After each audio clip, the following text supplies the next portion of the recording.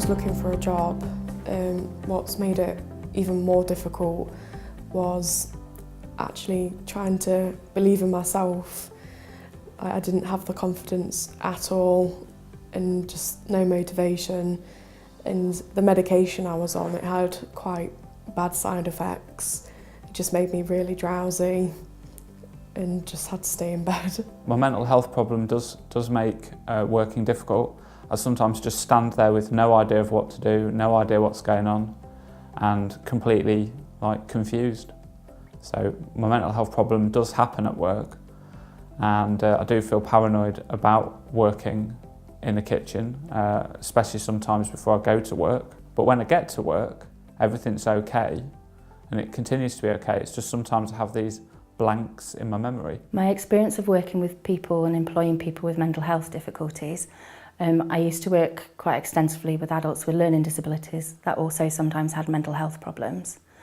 What I found worked well was making sure that it was clear who was their line manager and who would be giving them roles, and ensuring the rest of the team came through that person so they weren't bombarding the person with lots of different work. I also found clear direction around what roles they were expected to do and what they weren't expected to do.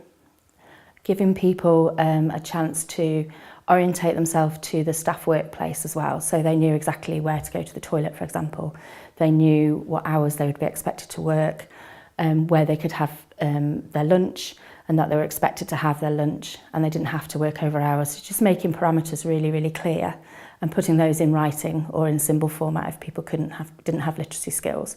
So they had a contract they knew that they needed to stick to. There are lots of challenges to staying well in work. Certainly things like people's medication and the impact of people's medication can affect them at different times of day.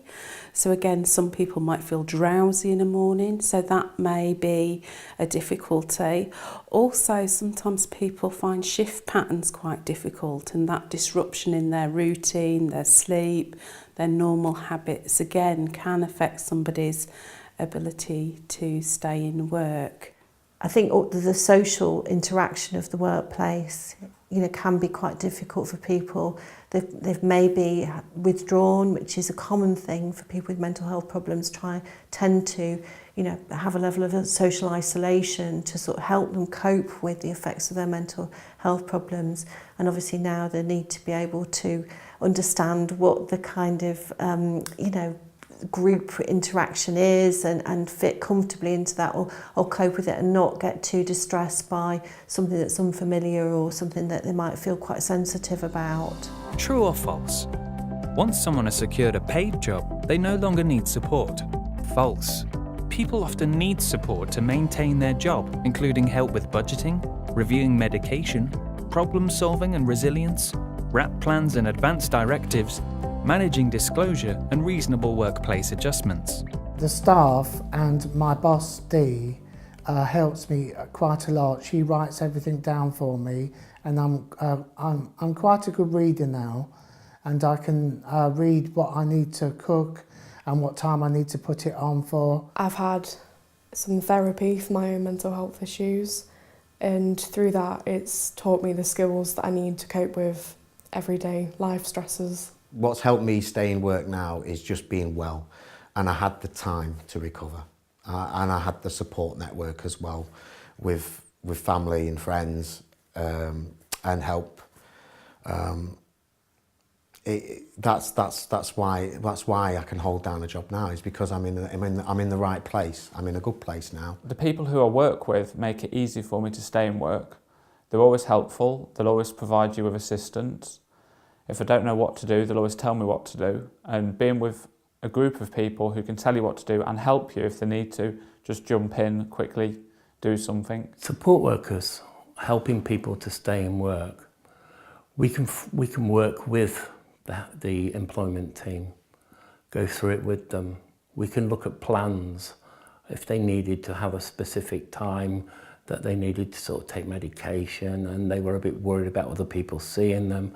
Make sure they've got a locker as well where they can store things like their medication, so they don't have to worry about it being in their pocket and getting lost or somebody taking it from them. It's about reassurance, of building up self-confidence, And then seeing how people get on, doing regular visits, making sure that everything is progressing. If there is a problem, let's readdress it, look at it again and replan. Sometimes we need to get involved with consultants to maybe look at an adjustment in medication when somebody starts work. For example, if they're feeling tired in the mornings when they wake up, they may need an adjustment. It might be simple as moving the medication a little bit earlier in the evening so that then they can wake up a little bit easier in the morning. My best experience of supporting someone to stay in work would have been a client that I've been working with who suffers from anxiety as a side effect of her medication that she takes for schizophrenia. I assisted her on a number of occasions to actually get herself up in the morning, get herself out of bed and actually take her to work because she suffers with leaving her house. She suffers with anxiety from that.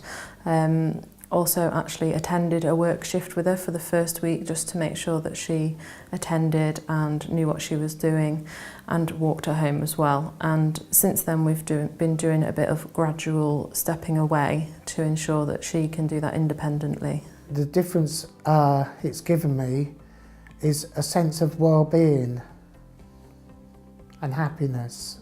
The difference in my life is that I always have somewhere to go. I've always got an appointment that I have to go to work, to do my time on the rota. I get to see people, but previously I used to not go and see friends, and I didn't really have very many friends, and now I've got more friends if I need them and people to talk to. Being in work has made a massive difference to me. Obviously now I'm on the road to recovery and it's pushing me even more in the right direction. I mean, there are still struggles, but everyone has struggles. For more information, contact the Wellbeing Through Work service